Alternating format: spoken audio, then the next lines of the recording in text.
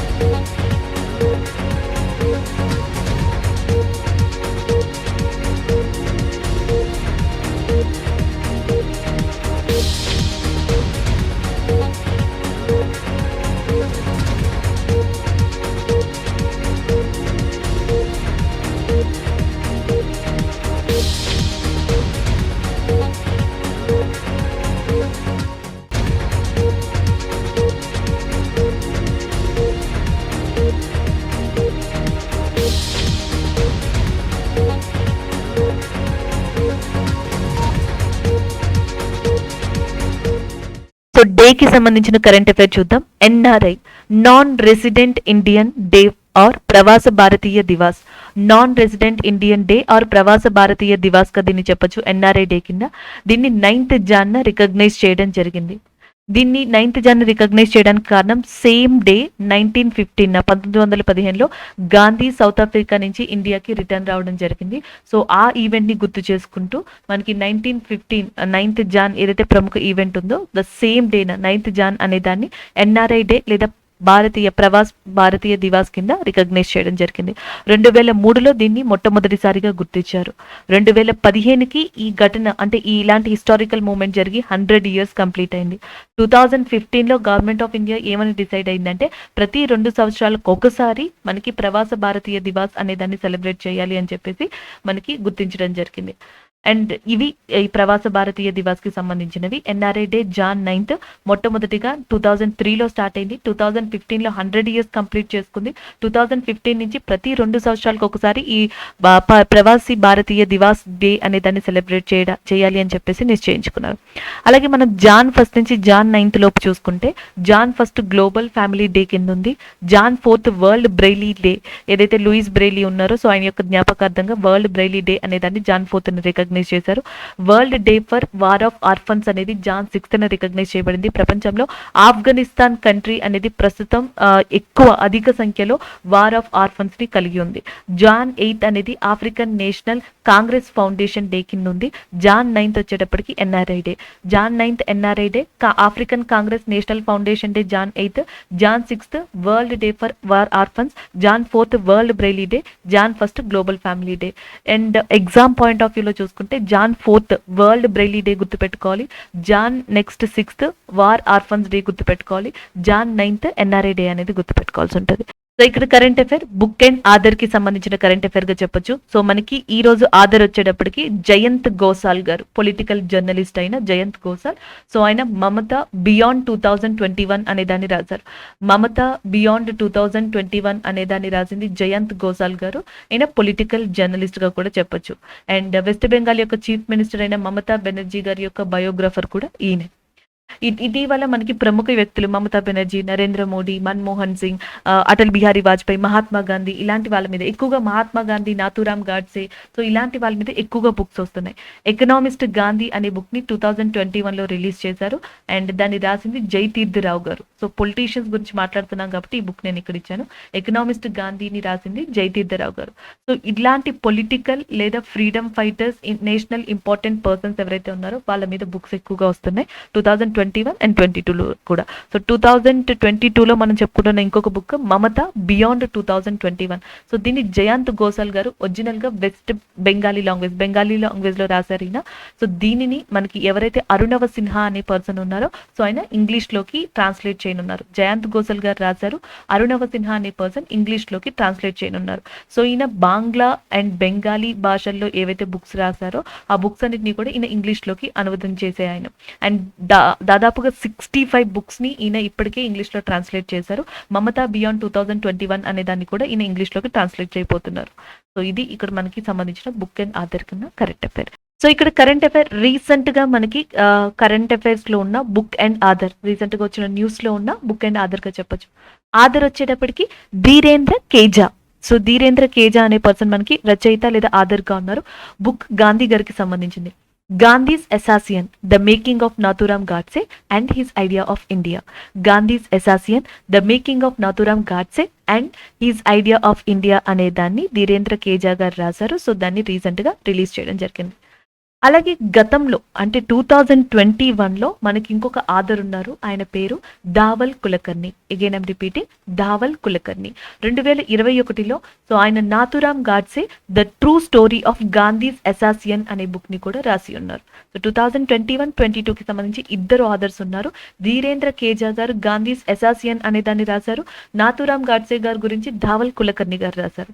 అలాగే గాంధీ గారి యొక్క ఆటోబయోగ్రఫీగా మనం దీన్ని చెప్పొచ్చు. The story of my experiments with truth అనేది గాంధీ గారి యొక్క ఆటోబయోగ్రఫీ పేరు.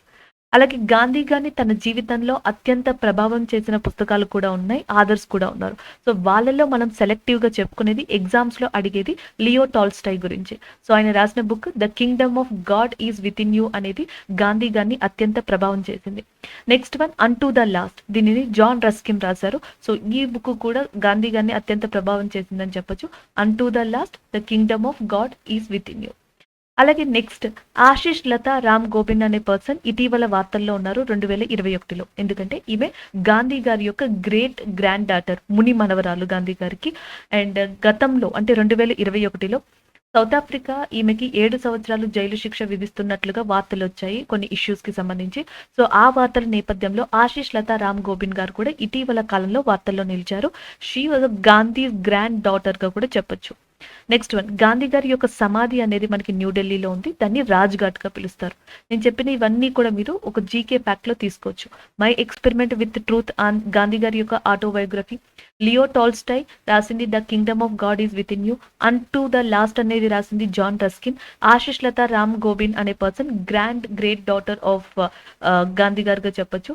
అండ్ రాజ్ ఘాట్ అనేది గాంధీ గారి యొక్క సమాధి, ఇది న్యూఢిల్లీలో ఉంది. ఇది మొత్తం గాంధీ గారికి సంబంధించిన information. So Gandhi's assassin the making of Nathuram Godse and his idea of India అనే బుక్ ని రాశారు ధీరేంద్ర కే జా గారు. So next current affair brand ambassador కి సంబంధించిన కరెంట్ అఫైర్ గా చెప్పొచ్చు. అండ్ ఇక్కడ మనకి ఏదైతే బ్యాంక్ ఆఫ్ బరోడా అనేది ఉందో, so bank of Baroda appoints cricketer Shefali Verma as a brand endorser. So మనకి బ్రాండ్ ఎండోర్సర్ గా షెఫాలి వర్మ ఎవరైతే ఉన్నారో ఆమెని బ్యాంక్ ఆఫ్ బరోడా అపాయింట్ చేసింది. దానికి సంబంధించిన కరెంట్ అఫైర్ గా చెప్పొచ్చు. 2019లో Shefali Verma youngest cricketer to play in a women's T20 international గా ఒక రికార్డ్ ని క్రియేట్ చేశారు. 2021లో the first women cricketer to hit 3-6 in test match. ఒక టెస్ట్ మ్యాచ్ లో 3-6 ని హిట్ చేసిన ద ఫస్ట్ విమెన్ క్రికెటర్ కింద.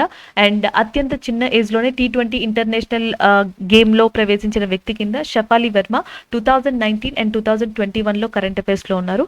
2022కి సంబంధించి బ్యాంక్ ఆఫ్ బరోడా అనేది క్రికెటర్ షెఫాలి వర్మ గారిని బ్రాండ్ ఎండోర్సర్ గా అపాయింట్ చేసింది. సో దానికి సంబంధించిన కరెంట్ అఫైర్ గా చెప్పొచ్చు. సో ఈ కరెంట్ అఫైర్ ఇంటర్నేషనల్ పరంగా, ఇంటర్నేషనల్ ఆర్గనైజేషన్స్ పరంగా, కరెంట్ అఫైర్స్ పరంగా, జీకే పరంగా, ఈ కంప్లీట్ ఫీల్డ్స్ అన్నిట్లో కూడా మనకి ఇది యూజ్ అవుతుంది. India's TS Tirumurti assumes the chair of UN counter terrorism committee. ఇటీవల UN కౌంటర్ టెర్రరిజం కమిటీ అనే దానికి ఇండియా యొక్క టిఎస్ త్రిమూర్తి గారు మనకి చైర్పర్సన్ గా అవ్వడం జరిగింది. వన్ ఆఫ్ ద పర్సన్ గా మనకి రిప్రజెంట్ చేయడం జరిగింది. దానికి సంబంధించిన కరెంట్ అఫైర్ గా చెప్పొచ్చు. యాక్చువల్గా టిఎస్ త్రిమూర్తి గారు Indian permanent represent to that UN గా చెప్పొచ్చు. యునైటెడ్ నేషన్ కి ఇండియన్ పర్మనెంట్ రిప్రజెంటేటివ్ మెంబర్ గా ఉన్నారు. అలాంటి టిఎస్ త్రిమూర్తి గారి అధ్యక్షతన సో ఇండియా లీడ్ తీసుకుంది UN కౌంటర్ టెర్రరిజం కమిటీకి. సో మనకి UN టెర్రరిజం ఏదైతే UN కౌంటర్ టెర్రరిజం కమిటీ అని ఉందో అది 2011 సెప్టెంబర్ 11 తర్వాత ఎస్టాబ్లిష్ చేశారు. US లో ఏవైతే ఉగ్రవాద అటాక్స్ జరిగాయో, టెర్రరిస్ట్ అటాక్స్, సో దాని తర్వాత సెప్టెంబర్ 11, 2011 ఆ టైంలో మనకి United nation counter terrorism committee అనేది ఏర్పాటైంది. ఇది ఏర్పాటు అవ్వడానికి కారణం యునైటెడ్ నేషన్ సెక్యూరిటీ కౌన్సిల్. 2021-22 మధ్యలో భారతదేశం 3 అంతర్జాతీయ కమిటీలలో మనకి చైర్ తీసుకోవడం అంటే ప్లేస్ తీసుకోవడం, మెంబర్గా ఉండడం, వన్ ఆఫ్ ద పార్ట్గా ఉండడం జరిగింది. 2021లో యునైటెడ్ నేషన్ సెక్యూరిటీ కౌన్సిల్ యొక్క నాన్ పర్మనెంట్ మెంబర్గా మళ్ళీ తిరిగి ఎన్నికైంది. ఇది 8th time. India elected 8th time as a non permanent member in that United nation security council in 2022. United nation security council వచ్చేటప్పటికి 15 మంది మెంబర్స్ని కలిగి ఉంటుంది. దీంట్లో 5 మెంబర్స్ వచ్చేటప్పటికి పర్మనెంట్, 10 మెంబర్స్ నాన్ పర్మనెంట్ మెంబర్స్గా ఉంటారు. ఈ 5 శాశ్వత సభ్యులు వచ్చేటప్పటికి US, UK, Russia, China, France ఈ 5 కూడా పర్మనెంట్ మెంబర్స్గా చెప్తారు. Estonia, India, Ireland, Kenya, Mexico, Nigeria, Norway and Tunisia, Vietnam, Saint Vincent and Grenadines. So ఈ ప్రస్తుతం ఈ 10 కంట్రీలు కూడా నాన్ పర్మనెంట్ మెంబర్స్గా ఉన్నారు. నాన్ పర్మనెంట్ మెంబర్స్ యొక్క సభ్యుల కాలం వచ్చేటప్పటికి 2 ఇయర్స్గా ఉంటుంది. ప్రతి 2 సంవత్సరాలకు ఒకసారి వీళ్ళని ఎన్నుకోవడం జరుగుతుంది. సో ఇండియా ఇలా 8th టైమ్ నాన్ పర్మనెంట్ మెంబర్గా 2021లో తిరిగి యునైటెడ్ నేషన్ సెక్యూరిటీ కౌన్సిల్కి ఎన్నుకోబడింది. మళ్ళీ అదే 2021లో తాలిబాన్ శాంక్షన్స్ కమిటీ అని చెప్పేసి ఒక దాన్ని విధించడం జరిగింది. సో దానికి కూడా మనకి India is become as a one of the పార్ట్గా చెప్పొచ్చు. సో దానికి నెక్స్ట్ 2022 అంటే ఈ సంవత్సరంలో కౌంటర్ టెర్రరిజం కమిటీ అనే దానికి and India one of the part అయ్యింది. సో దానికి సంబంధించిన కరెంట్ అఫైర్ మనం చెప్తున్నాం. యుఎన్ కౌంటర్ టెర్రరిజం కమిటీలో ఇండియా వన్ ఆఫ్ ద భాగంగా మారింది. సో అది రీసెంట్గా Indian representative, permanent representative to the United Nation అయిన టిఎస్ త్రిమూర్తి గారి అధ్యక్షతన జరిగింది. సో ఇది ఓవరాల్గా మనం చెప్పుకోవాల్సింది. India's TS Trimurti assumes the chair of United Nations Counter Terrorism Committee. So next current affair వచ్చేటప్పటికి ప్రధానమంత్రి పోషణ శక్తి నిర్మాణ్ అనేది మనకి కరెంట్ అఫైర్లో ఉంది. ప్రధానమంత్రి పోషణ శక్తి నిర్మాణ్. సో ఈ ప్రధానమంత్రి పోషణ శక్తి నిర్మాణ్ అనే దాన్ని ఇండియాలో హైలైట్ చేయడం కోసం, ఎలివేట్ చేయడం కోసం United Nation World food programme in India, Akshaya Patra ఈ 2 ఆర్గనైజేషన్స్ కలిసి ముందుకొచ్చాయి. దానికి సంబంధించిన current affair Akshay Patra world food programme to enhance effectiveness of prime minister Poshan scheme. So దానికి సంబంధించిన కరెంట్ అఫైర్గా చెప్పచ్చు. సో జనరల్గా మనకి 1995లో national programme for that nutrition support to the primary children, national programme for the nutrition support to the primary children అనే పథకాన్ని start చేశారు. దాన్ని కాస్త 2004లో మిడ్ డే మీల్ స్కీమ్ కింద, మధ్యాహ్న భోజన పథకం కింద చేంజ్ చేశారు. ఆ మధ్యాహ్న భోజన పథకాన్ని 2021లో మనకి ప్రధానమంత్రి పోషణ శక్తి నిర్మాణ్ కింద నేమ్ని చేంజ్ చేశారు. అది ఇక్కడ సీక్వెన్సీగా గుర్తుపెట్టుకోవచ్చు. సో దీంట్లో ఏంటంటే ఏదైతే మనకి ఈ ప్రధానమంత్రి పోషణ శక్తి నిర్మాణ్ ఉందో, సో దీంట్లో అప్డేషన్స్ ఏంటంటే ఆస్పిరేషనల్ డిస్ట్రిక్ట్స్ ఏవైతే ఉన్నాయో అక్కడ సప్లిమెంటరీ న్యూట్రిషన్ని అందివ్వడం. ఎవరికైతే మనకి ఈ ఎనీమియా ఎక్కువగా ఉందో పిల్లల్లో వాళ్ళకి సప్లిమెంటరీ న్యూట్రిషన్ని అందించడం ఒకటి. State to decide diet, wheat కానీ, వెజిటేబుల్స్ కానీ, పల్సెస్, పప్పు దినుసులు కానీ ఇవన్నీ సెంట్రల్ స్పాన్సర్ చేస్తుంది. ఇవి కాకుండా మిల్క్ కానీ, ఎగ్స్ కానీ అడిషనల్గా ఏం ఇవ్వాల్సి ఉన్నా సెంట్రల్ ఇక్కడ నుంచి అవి స్పాన్సర్ చేయదు. అవన్నీ కూడా స్టేట్స్ డిసైడ్ చేసుకోవాల్సి ఉంటుంది. అండ్ నెక్స్ట్ వచ్చేప్పటికి న్యూట్రీ గార్డెన్స్ అనే వాటి స్టార్ట్ చేసింది. చిన్నపిల్లలకి చిన్న ఏజ్ నుంచే ఈ గార్డెనింగ్ ఇవన్నీ నేర్పించాలి, వాటి విలువ తెలియాలి అని న్యూట్రీ గార్డెన్స్ అనే దాన్ని కూడా మనకి ప్రధానమంత్రి శక్తి నిర్మాణ్ దాంట్లో అప్డేట్ చేశారు. సో అలాంటి ప్రధానమంత్రి శక్తి నిర్మాణ్ అనే దాన్ని ఇండియాలో హైలైట్ చేయడం కోసం, డెవలప్ చేయడం కోసం అక్షయ్ పాత్ర, యునైటెడ్ నేషన్ యొక్క world food programme in India అనే ఈ 2 సంస్థలు కూడా ముందుకొచ్చాయి. దానికి సంబంధించిన కరెంట్ అఫైర్ ఇది. సో నెక్స్ట్ కరెంట్ అఫైర్ వచ్చేటప్పటికి Odisha's Ganjam district in now child marriage free in 2022. So 2022లో మనకి ఒడిస్సా యొక్క గంజాం జిల్లా ఏదైతే ఉందో, సో ఈ గంజాం జిల్లా అనేది చైల్డ్ మ్యారేజ్ ఫ్రీ డిస్ట్రిక్ట్ కింద మారనుంది. దానికి సంబంధించిన కరెంట్ అఫైర్ 2021లో 0 కేసెస్ని జీరో చైల్డ్ మ్యారేజెస్ని ఇది రిపోర్ట్ చేయడం జరిగింది. ఒడిస్సాలో ఉన్న గంజాం డిస్ట్రిక్ట్ జనరల్గా చైల్డ్ మ్యారేజెస్కి పాపులర్గా చెప్తా ఉంటారు. అది ఇక్కడ చేయడం మెయిన్ ప్రాబ్లం అయింది. అయితే దీన్ని ఓవర్కమ్ చేసి 2021కి 0 చైల్డ్ మ్యారేజెస్ని తీసుకురాగలిగింది ఇక్కడ ప్రభుత్వం. సో జనరల్గా ఎవరైతే ఇన్ఫార్మ్ చేస్తారో చైల్డ్ మ్యారేజెస్ గురించి, అండ్ అలా ఇన్ఫార్మ్ చేసిన వాళ్ళకి మొదట్లో 5,000 రూపీస్ క్యాష్ ప్రైజ్ ఇచ్చేది, దాన్ని 50,000గా మార్చింది. దాని తర్వాత ఈ చైల్డ్ మ్యారేజెస్కి సంబంధించి వివిధ కమిటీలు వేయడం, అవేర్నెస్ క్యాంపెయిన్స్, ఆఫీసర్స్ని నియమించడం జరిగింది. దీనివల్ల 2021లో అక్కడ జిల్లా ప్రభుత్వం దాదాపుగా 429 బాల్య వివాహాల్ని ఆపగలిగింది. 429 చైల్డ్ మ్యారేజెస్ని కంప్లీట్గా క్యాన్సిల్ చేయించగలిగింది. సో 2021లో 0 కేసెస్ని, 0 చైల్డ్ మ్యారేజెస్ని కూడా రిపోర్ట్ చేయడం జరిగింది. సో అలాంటి ఒడిస్సా గంజాం డిస్ట్రిక్ట్ అనేది 2022లో చైల్డ్ మ్యారేజ్ ఫ్రీ డిస్ట్రిక్ట్ కింద కాబోతుంది. దానికి సంబంధించిన కరెంట్ అఫైర్ మనం గతంలో కూడా డిస్కస్ చేసాం. Prohibition of child marriage act అనేది ఉంది ఇండియాలో, 2006లో వచ్చింది prohibition of child marriage act. So దీనికి సంబంధించి పార్లమెంట్లో ఇప్పుడు మనకు ఒక అమెండ్మెంట్ బిల్ కూడా జరుగుతుంది, prohibition of child marriage bill 2021 అనేది. సో దీంట్లో 31 మెంబర్స్ని పార్లమెంట్ కమిటీ నియమించింది. ఈ 31లో ఒకే ఒక మహిళ ఉన్నారని, ఆమె కూడా తృణమూల్ కాంగ్రెస్ కి సంబంధించిన ఎంపీ అయిన సుష్మితా దేవ్ అని చెప్పేసి కూడా మనం డిస్కస్ చేసుకోవడం జరిగింది. సో రీసెంట్ గా provision of child marriage bill అనేది మనకి కరెంట్ అఫైర్ లోకి వచ్చింది. ఎందుకంటే అమ్మాయిల యొక్క వివాహ ఏజ్ ని 18 నుంచి 21 సంవత్సరాలకి పెంచాలి అనేది దీంట్లో ముఖ్యమైన ఉద్దేశం. దీంతో పాటు ఇది వరకు ఆల్రెడీ ఎగ్జిస్ట్ అయి ఉన్న provision of child marriage act 2006 లో ఉన్న వాటిని కొన్నిటిని మార్పు చేయాలి ఇప్పుడున్న విధానాలకి తగ్గట్టుగా అనేది ఈ బిల్ యొక్క ముఖ్య ఉద్దేశం. ఈ బిల్లులోని 31 మెంబర్స్ లో only one of the women appoint అయ్యారు, సుష్మితా దేవ్ గారు. అలాగే 2022లో ఒడిస్సాలోని ఏ జిల్లా మనకి చైల్డ్ మ్యారేజ్ ఫ్రీ జిల్లాగా మారబోతుంది అంటే గంజాం డిస్ట్రిక్ట్ గా మీరు గుర్తుపెట్టుకోవచ్చు. సో నెక్స్ట్ కరెంట్ అఫైర్ వచ్చేటప్పటికి ఇటీవల ఒక వెబ్ పోర్టల్ ని లాంచ్ చేశారు యూనియన్ మినిస్టర్ అయిన జితేంద్ర సింగ్. అది కూడా దేనికోసం అంటే ప్రైమ్ మినిస్టర్ ఎక్సలెన్స్ అవార్డ్ 2021-22కి సంబంధించి ప్రైమ్ మినిస్టర్ ఎక్సలెన్స్ అవార్డ్ అనే దాన్ని ఆ లిస్ట్ ని మనకి ఇవ్వడం కోసం, అప్డేషన్స్ కోసం ఒక వెబ్ పోర్టల్ ని లాంచ్ చేశారు జితేంద్ర సింగ్. జితేంద్ర సింగ్ ప్రస్తుతం union ministry of state to the science and technology, union ministry of state to the earth and science కింద ఉన్నారు. సో ఆయన వెబ్ పోర్టల్ అనే దాన్ని లాంచ్ చేశారు. సో జనరల్గా 1 ఏప్రిల్ 2019 నుంచి 31 డిసెంబర్ 2021 మధ్యలో భారతదేశంలోని ఏదైనా జిల్లా లేదా organisation, particular organisation public welfare schemes కి సంబంధించి సో ఎలాంటి డెవలప్మెంట్ తీసుకొచ్చాయి, ఏదైనా పురోగతిని తీసుకొస్తే అలాంటి వాటిని సెలెక్ట్ చేసి ఈ అవార్డు అనేది ఇవ్వడం జరుగుతుంది.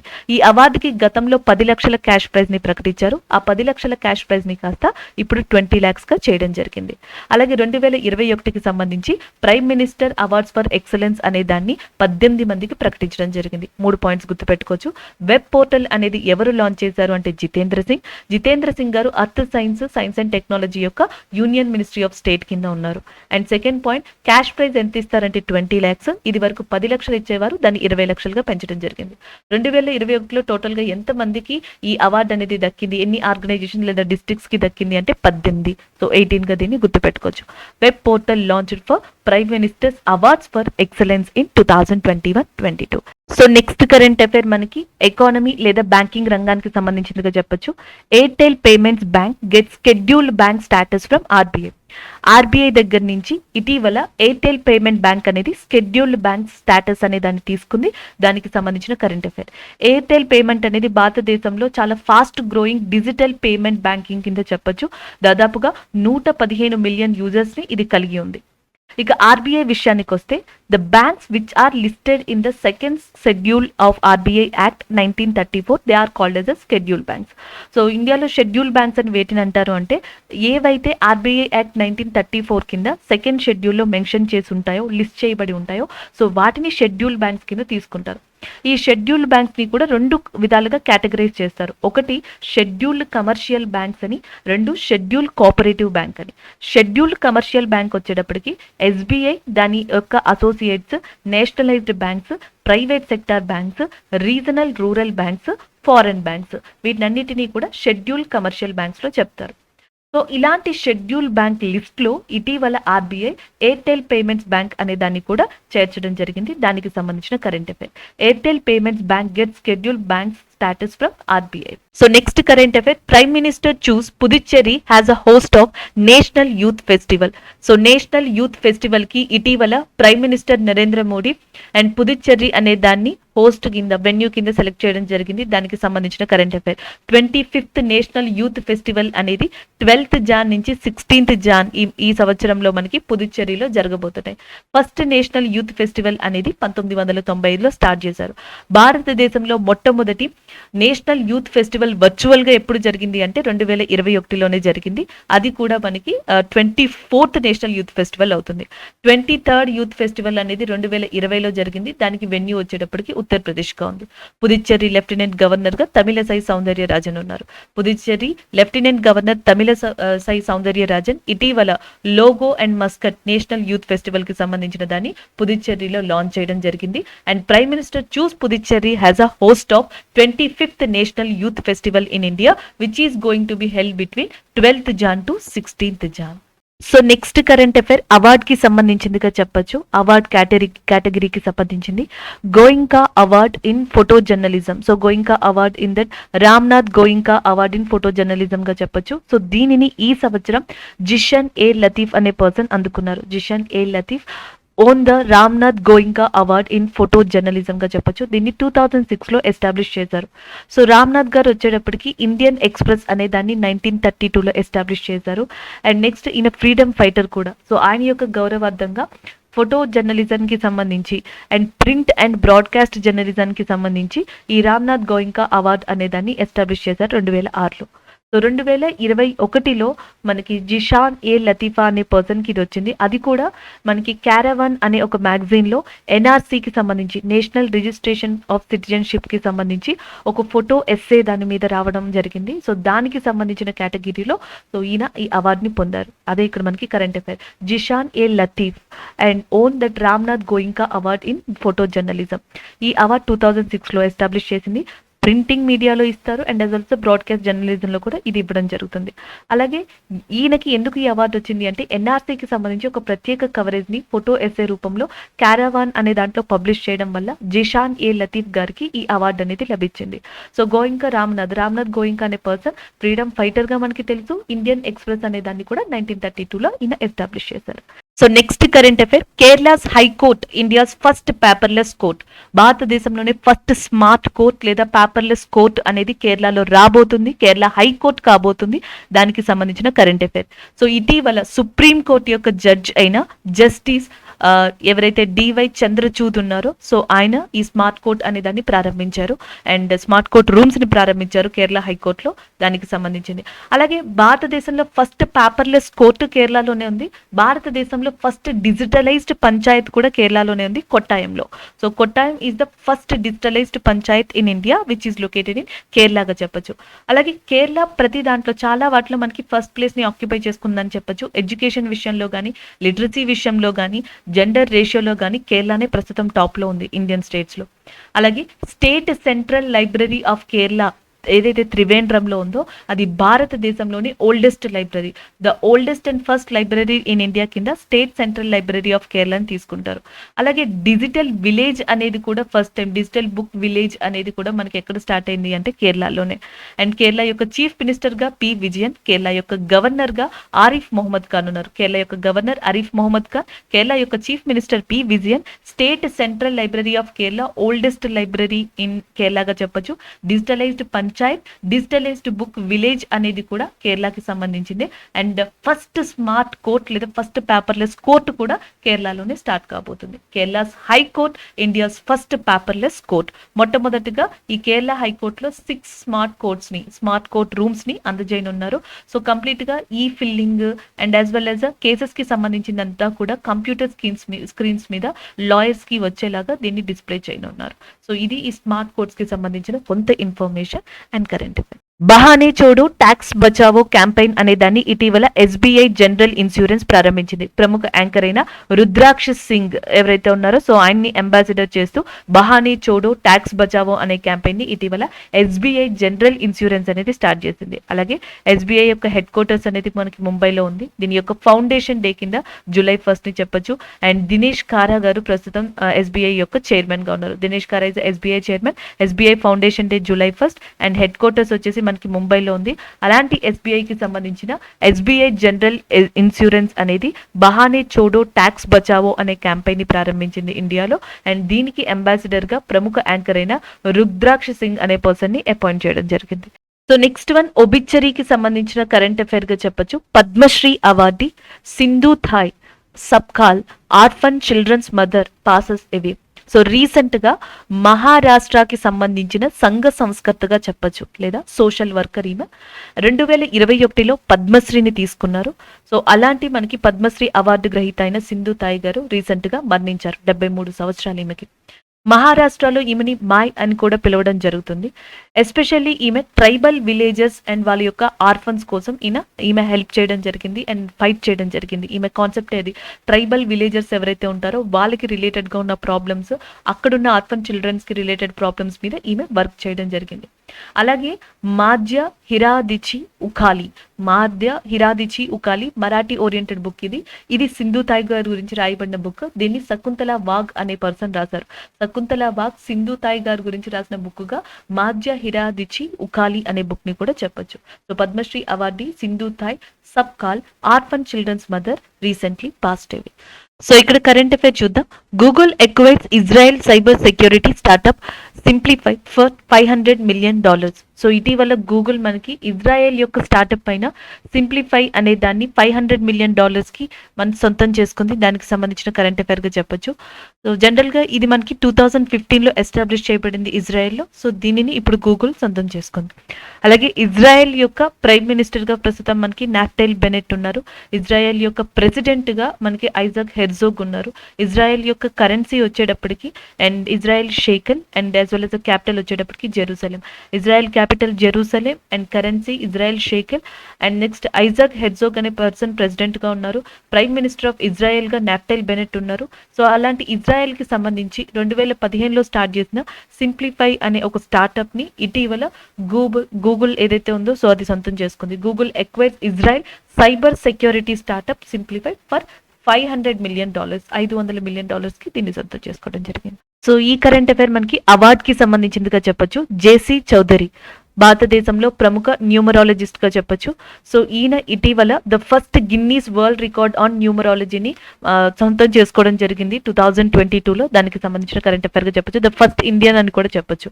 The first Guinness world record on numerology ఇటీవల మనకి ఎవరికి వచ్చింది అంటే జేసీ చౌదరి గారికి వచ్చింది.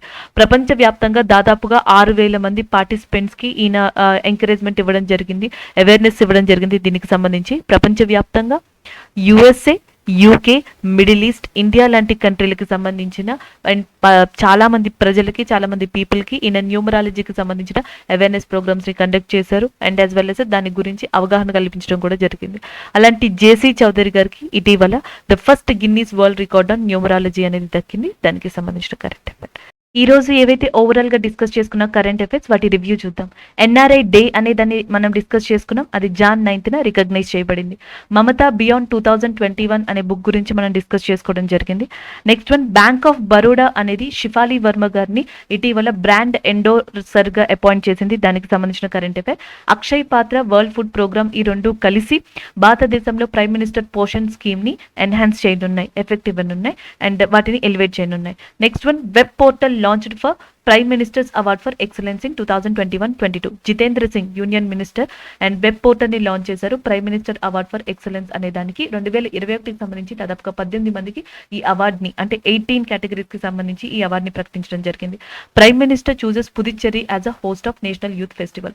నేషనల్ యూత్ ఫెస్టివల్ ఏదైతే ఉందో మనకి 25th నేషనల్ యూత్ ఫెస్టివల్ 2022లో జాన్ 12th నుంచి 16th మధ్యలో పుదుచ్చేరిలో జరగబోతుంది. దానికి సంబంధించింది. కేరళ హైకోర్టు అనేది భారతదేశంలోని ఫస్ట్ పేపర్లెస్ అండ్ స్మార్ట్ కోర్టుగా రాబోతుంది. అండ్ ద నెక్స్ట్ వచ్చేటప్పటికి Gandhi's assassin the making of Nathuram Godse and his idea of India. ఇది కూడా మనకి బుక్ అండ్ ఆధార్కి సంబంధించిన కరెంట్ అఫైర్గా చెప్పొచ్చు. India's TS Tirumurti assumes the chair of UN counter terrorism committee. UN counter terrorism కమిటీకి Indian permanent representative to the UN అయిన TS త్రిమూర్తి గారి అధ్యక్షతన మనకి వన్ ఆఫ్ ద పార్ట్గా అవ్వడం జరిగింది ఇండియా. దానికి సంబంధించిన current affair. Next one, Zishan A Latif won Ramnath Goenka award in photo journalism. Photo జర్నలిజానికి సంబంధించి 2021కి గాను జిషాన్ ఏ లతీఫ్ అనే పర్సన్కి ఈ అవార్డు అనేది లభించింది. Odisha Ganjam district now child marriage free in 2022. ఒడిస్సాలోని గంజాం డిస్ట్రిక్ట్ అనేది 2022లో చైల్డ్ ఫ్రీ మ్యారేజ్ డిస్ట్రిక్ట్ కింద అవ్వబోతుంది.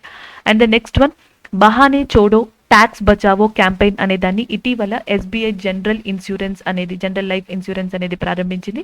దానికి సంబంధించింది. J C Chaudhry achieves the first Guinness world record on the numerology first of 2022. Next వచ్చేటప్పటికి గూగుల్ ఇజ్రాయెల్కి సంబంధించిన సైబర్ సెక్యూరిటీ అయిన సింప్లిఫై అనే దాన్ని $500 million అచీవ్ చేయడం జరిగింది, ఎక్వైర్ చేయడం జరిగింది. దానికి సంబంధించిన కరెంట్ అఫైర్ ఇది. ఎయిర్టెల్ పేమెంట్స్ బ్యాంక్ ఇటీవల ఆర్బీఐ యొక్క షెడ్యూల్ బ్యాంక్స్ లిస్ట్లో జాయిన్ అయ్యింది.